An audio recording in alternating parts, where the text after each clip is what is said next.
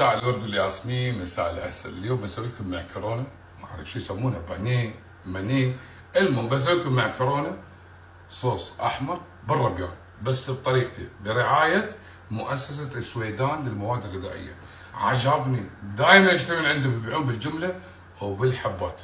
الحين بنحط ماي ويستوي لازم حار، بنحط زيت زيتون اصلي، وبنحط ملح، وبنسلق المعكرونه نص مسلوق. تابعني. الحين بنستخدم المعكرونه التركيه اسمها الملكه، هذه اول مره اجربها. شوف كيف بنسلقها نص مسلوق وبنشفها من الماي، وعقب بنسوي خلطتنا تركي. الحين بنحرك شوي المعكرونه.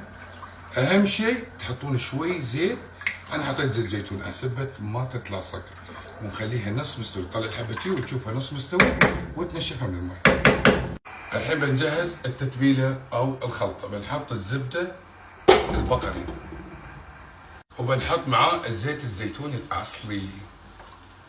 نحط البصل، تبي تحطون بصل مكعبات ابيض احمر، انا بحط ابيض مع سبايسي فلفل، واللي ما يحب سبايسي كيف. بنفس الوقت بنحط زنجبيل، الزنجبيل وايد حلو يعطي نكهه جميله. ونحرك نوزع الزيت مع الزبده لين ما يستوي البصل، قريب يستوي احمر.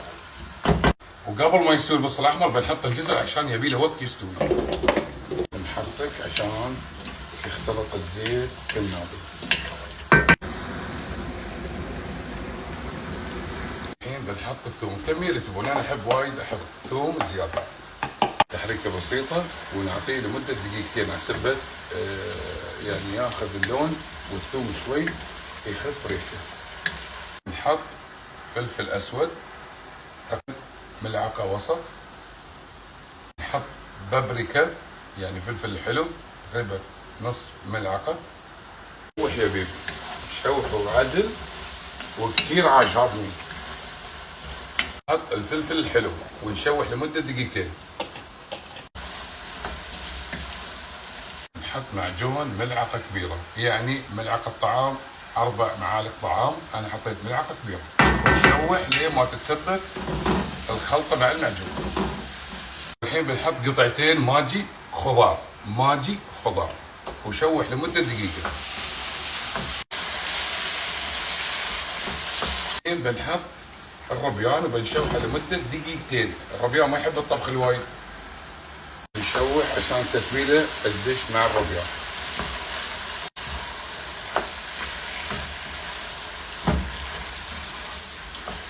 الحين بنحط شبت او شبنت، بنشوح لمده دقيقتين مع الربيان عسبه شوي ياخذ نكهه ويتحمس مع الربيان.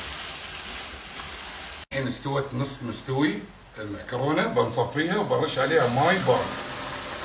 بسم الله الرحمن الرحيم. بسم الله، ونرش عليها ماي بارد على سبة النشا المتبقي فيها ينزل تحت.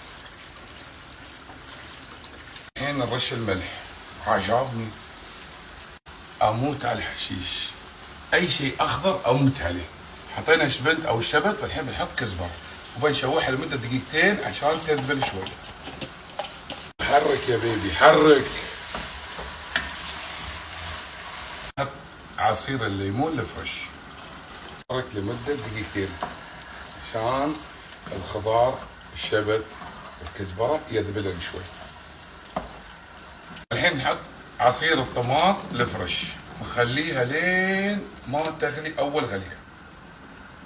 اول ما تغلي يعني تبدا تتسبك، وبعدين نحط المعكرونه ونوازن الماي اذا تحبونها فيها ماي وايد او تبونها يعني الماي يكون خفيف.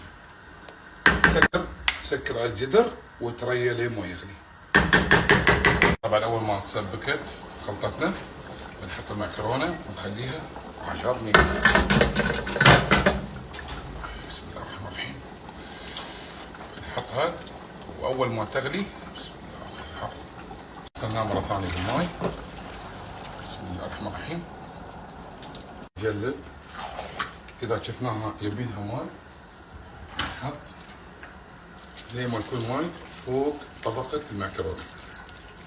اول ما تبدا تغلي نخليها 10 دقائق على نار هادية عشان تكمل البخار. شوف كيف عجبني. طبعا بدأت تغلي، نسكر عليها ونخليها اصغر نار عندنا 10 دقائق. اهم شيء سكروه عدل. ولا تنسون المعكرونة لازم تسلقونها نص مستوي. عجبني. والحين مع اجمل لقطة على كلام اختنا نوال الكويتية الشيف الطباخ الماهر.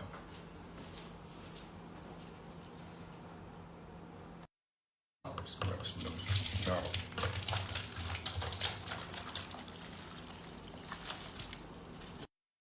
بسم الله الرحمن الرحيم.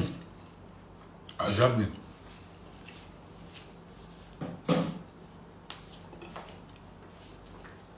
ونسكر نقول عليكم العافيه. شوف ريحه الربيان كثير عجبني.